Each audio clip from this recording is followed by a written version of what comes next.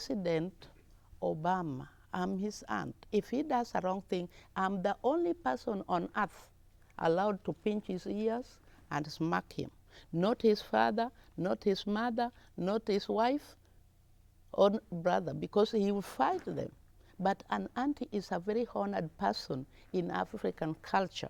It may be a revered position in Africa, but 58-year-old Zeituni Onyengo has been reviled in Boston because President Obama's aunt has been living in public housing for years as an illegal immigrant, and at the same time she's been getting monthly disability checks of nearly $700. This country is owned by Almighty God, and you people are the people who are preaching Jesus Christ, Almighty God, and all the rest of it. You are here to help people, help the poor, help other countries, and take care of women.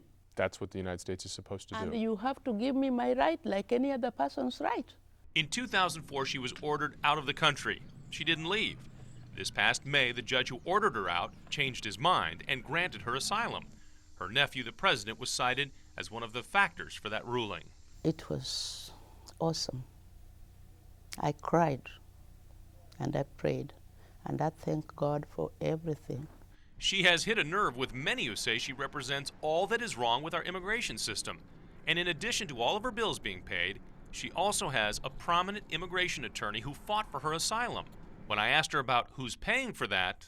How can you afford a lawyer when you say you have nothing? When you believe in Jesus Christ and you start Almighty God, my help comes from heaven. I think a lot of people would like that same source to pay their bills as well. Yeah, you better believe. And that's who's been paying your legal bills? Yep, even my food. Heaven. Yeah. That was high. Good job, Jen. They practice. Spend hours learning new moves. 5, 6, 7, 8. So you can understand when a judge says this isn't a sport, these athletes beg to differ. My reaction is more, why isn't it a sport? Since third grade, 24-year-old Marissa Kelleher has been a competitive cheerleader. She's won national championships and is confused how anyone would say this isn't a sport. To have someone say, no, okay, it's not a sport, it kind of makes you feel like, well, why isn't it a sport? Are we not trying? What aren't we doing that makes us not an athlete? I grew up watching my brother play baseball and football, and I work as hard as he does. For some of these young athletes, college is a year away, and they were hoping to get a scholarship, but this ruling could change that. That's kind of hurtful. That shows me that whatever I do here is nothing. Christian Cardillo was hoping to compete in college. She fears that the judge may have ruined her chances.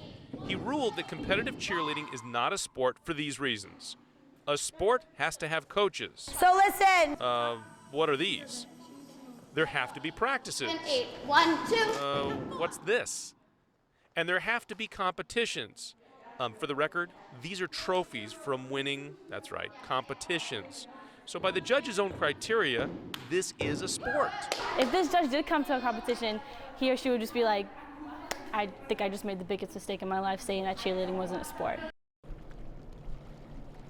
A peaceful day at the fish pier in Chatham, but this seaside community has its guard up after a great white shark was spotted not far away from here. We're not closing the beaches at this point. We're asking the public to be extra vigilant, you know, when they go swimming in the water, to just be aware of your surroundings and to try not to go too far away from the shoreline.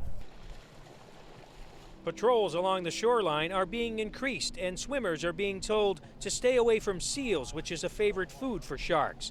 But at nearby Nauset Beach, swimmers are unfazed. Try to come up here every summer from Canada with our family, and so we're on a week's vacation. I don't think it's going to stop us from coming anyway. Not going to keep you out of the ocean. No way. Back at the fish pier, boat captains are busy taking people out to see the seals, but customers are now a bit more vigilant.